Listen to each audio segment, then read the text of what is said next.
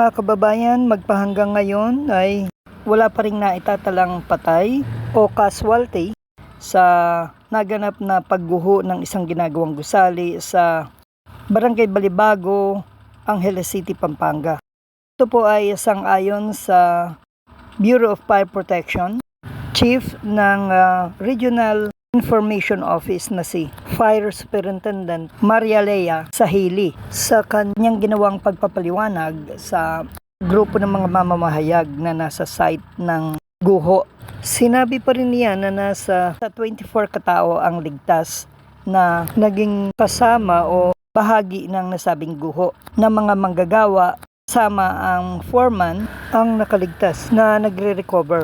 At mayroon pang 23 o 23 na hinahanap pa na sinasabing nasa ilalim ng guho dahil barracks nila o headquarter yung pinakailalim sang-ayon sa barangay captain din na silang nakakaalam ng pamumuhay ng mga nasabing mga trabahador o nasabing construction site. At ang 23 kataong ito na mga manggagawa ay di umano'y naipit sa ilalim ng naggumuhong mga debris ng ginagawang gusali. Diyan ay merong sign ng buhay na sinasabi at inaasahan na sana ay may maligtas pa.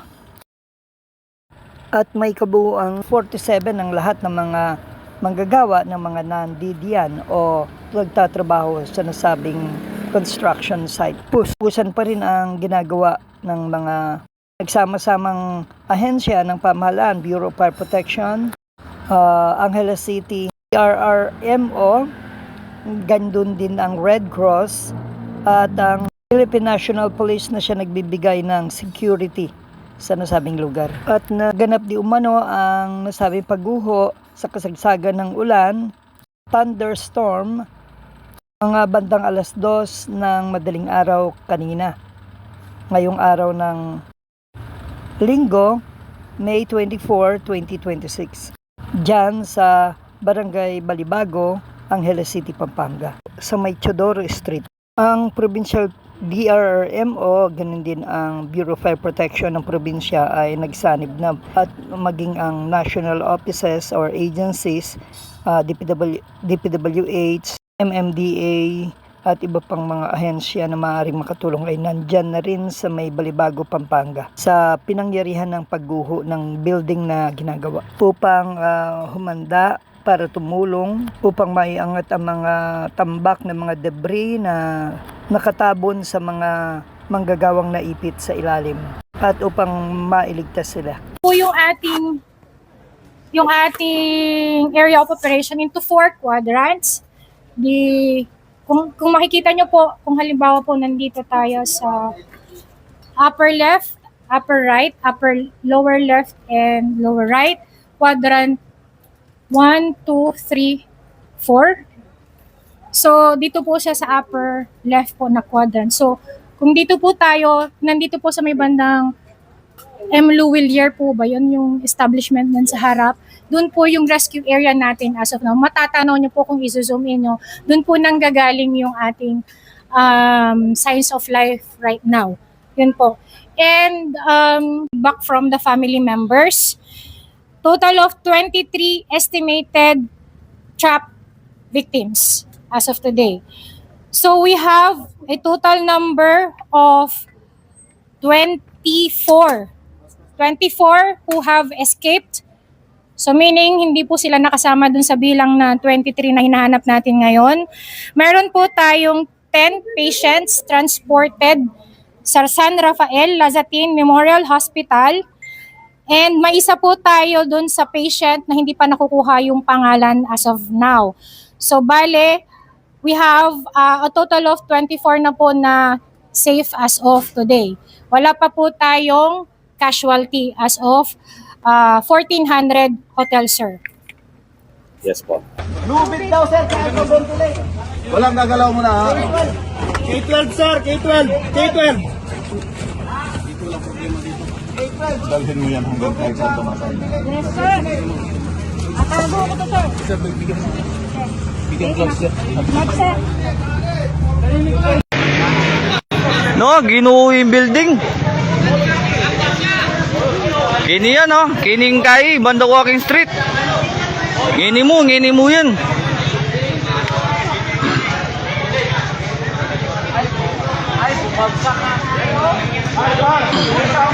May kuryente ha. Ah, timpang tao kayo tambabo oh. Tao sa taas. Baka kailangan ng rescue nun. Ayun, meron pa. Disaster.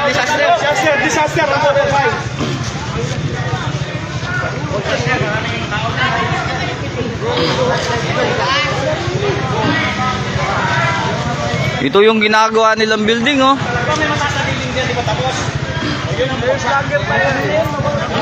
Boss. Sabi mo na kayo doon, ha? Doon tayo. Grabe oh, yung ginagawa ng building may bagsak. Hanap niyo ba yung mga masasarap na bigas na ihahain sa inyong hapagkainan? O nais niyo ring magtinda sa inyong sari-sari o rice dealer store? O mag-online rice business? Halina kayo dito sa Charan Ladya Rice Retailing na laging handang pagsilbihan at tulungan kayo.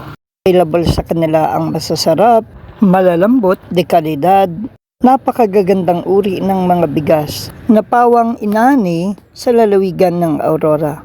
Kaya't ito'y first class at hindi durug-durug na nasa tamang presyo at husto pa sa timbang. Ang Charan Rice Retailing ay matatagpuan sa Barangay 4 sa bayan ng Maria Aurora sa Aurora Province, sa Mangasar Street, corner ML Quezon Street, patungo ng Maria Aurora Public Market.